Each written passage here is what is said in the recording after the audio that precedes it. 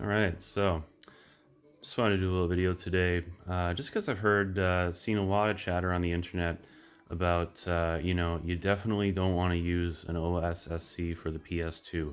It's bob interlacing deinterlacing is garbage. It's gonna flicker so hard on your screen that it just is gonna give you a headache in 30 seconds and yada yada yada. So you definitely just want to use a CRT. Nothing else is really gonna do it for playing the PS2 or other interlace content.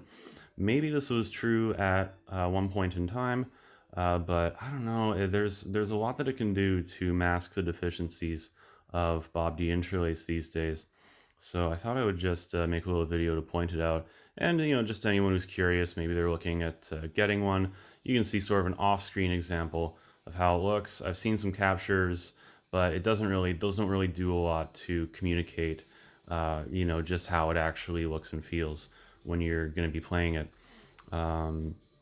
So yeah, anyways, yeah, then this is on a TCL 4 series. So particularly with the scanline options, a brighter set will allow you to turn on subtractive mode, which I think is better color and better looking scanlines.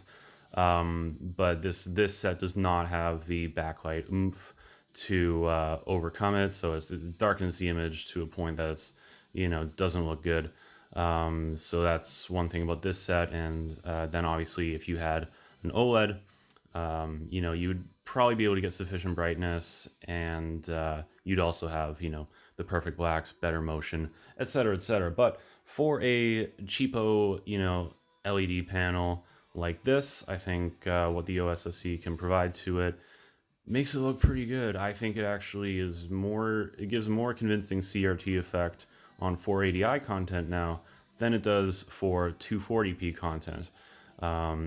That's just obviously my opinion, but there's a few things that have made this possible.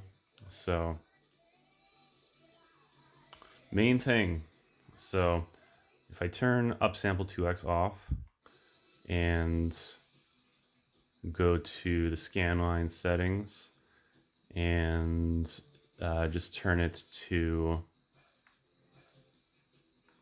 just normal old horizontal. This is how it was looking. And once it gets going again here, can show some more detailed differences.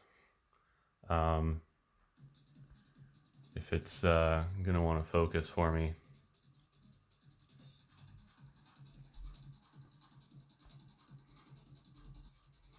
That might be about as good as I can get for now, but so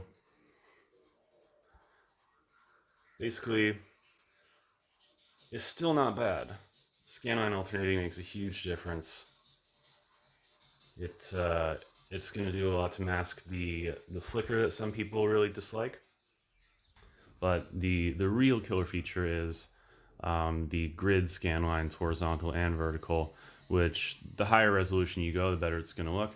Now, this is before Upsample 2x is turned on, and you can see it's like, yeah, I mean, it looks kind of cool, I guess. It's sort of novel, but it's not really convincing.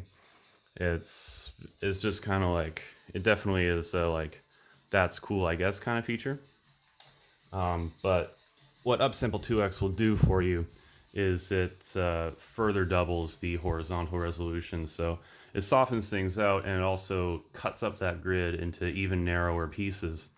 And that is going to be what really brings it to another level that I personally think is pretty impressive that it achieves without the use of any, OpenGL shaders or any of the stuff that requires more, hardware power and that you can just plug original hardware into. So this is with Upsample 2x turned on. And I mean, I have a nice Trinitron downstairs. I've tested this on both, and it's there's certain things about it that are this is never going to be able to match. But you turn these settings on with an OLED, I think it would probably look pretty awesome, and I think it looks pretty good already. So this is just a quick demo of how that actually is.